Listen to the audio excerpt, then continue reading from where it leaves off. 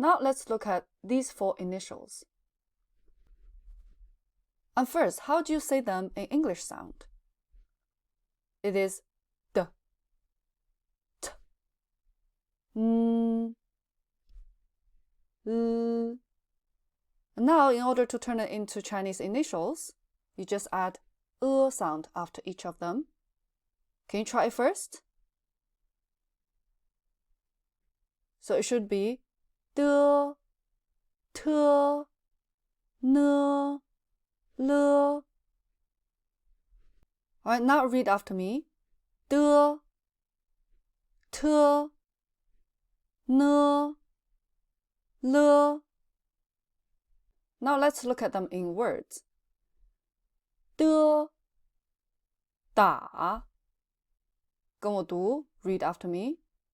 的 打 的 打 t 他 t 他 And how do you say this one? 呢 你 跟我读 read after me. 呢你呢你 And our last one. 了 la. This word can be useful if you want spicy food in a Chinese restaurant.